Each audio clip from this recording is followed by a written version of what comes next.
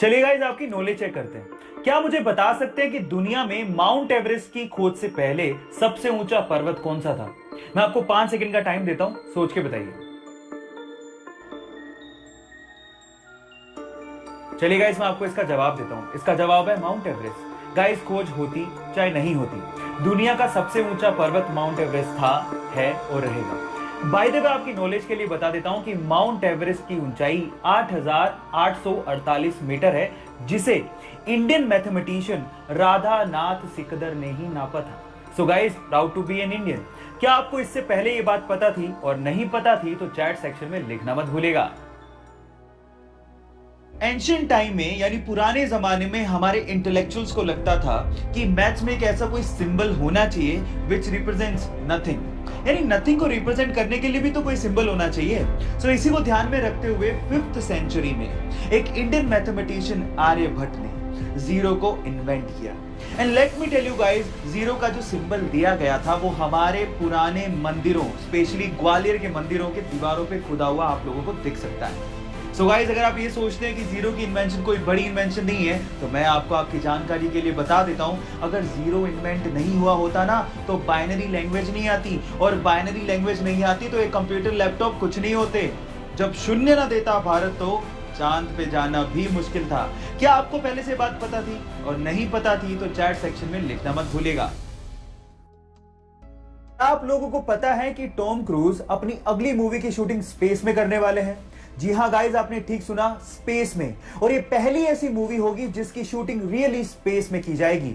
और इस काम में टॉम क्रूज की मदद एलॉन मस्क की कंपनी स्पेसएक्स और नासा भी कर रही है। होगा कुछ यूं कि स्पेसएक्स के रॉकेट से सबसे पहले लोगों को और सामान को इंटरनेशनल स्पेस स्टेशन में लेके जाया जाएगा और उसके बाद वहां पे शूटिंग की जाएगी। सो गाइस, तैयार हो जाइए, फर्स्ट एवर मूवी जिसकी शूटिंग स्पेस में होने वाली है। क्या आप लोग एक्साइटेड हैं? अगर हैं तो चैट सेक्शन में लिखना मत भूलिएगा।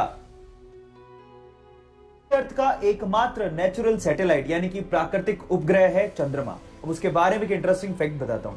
आपका अभी इस वक्त जितना भी भार है उसका सिर्फ 1/6 भार ही आप लोगों को मून पे फील होगा। मतलब मान लो कि आप 60 किलो के हो तो उसका 1/6 यानी कि सिर्फ 10 किलो का भार ही आप लोगों को मून पे फील होगा, यानी कि आप अपने आप को हल्का महसूस करोगे।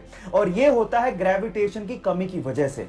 और अगर मान लो आपको अपना भार कम करना है तो जिम जाने की बजाय आप चंद्रमा पे चले जाओ, वो ज्यादा अच्छा है। Just kidding. ये आपको पता था या नहीं पता था? चैट सेक्शन में लिखना मत भूलिएगा। ये तो आपको पता ही है कि प्लेन्स बहुत ज्यादा भारी होते हैं। इनफैक्ट बोइंग 737 तो 80,000 केजी का होता है, और जब वो लैंड करते हैं तो उनकी स्पीड 250 से 300 किलोमीटर पर आवर होती है। पर आपने क्या कभी इमेजिन किया है कि इतनी स्पीड और इतने भार के साथ जब वो लैंड करते हैं तो उनके टायर्स कभी फटते क्यों नहीं है? मैं आपको बताता हूं। उनके टायर्स में रबड़ के साथ साथ एल्यूमिनियम और स्टील को भी मिक्स किया जाता है, और नॉर्मल कारों के टायर के अंदर जो प्रेशर से हवा भरी जाती है उससे 6 गुना ज्यादा प्रेशर से एरोप्लेन के टायर में नाइट्रोजन को भरा जाता है ताकि वो प्रेशर को सहन कर सके। क्या आपको इससे पहले तक ये फैक्ट पता था? नहीं पता था तो चैट सेक्शन में लिखना मत भूलिएगा, और हमारे यूट्यूब चैनल को सब्सक्राइब करना मत भूलिएगा, लिंक बायो में गिवन है।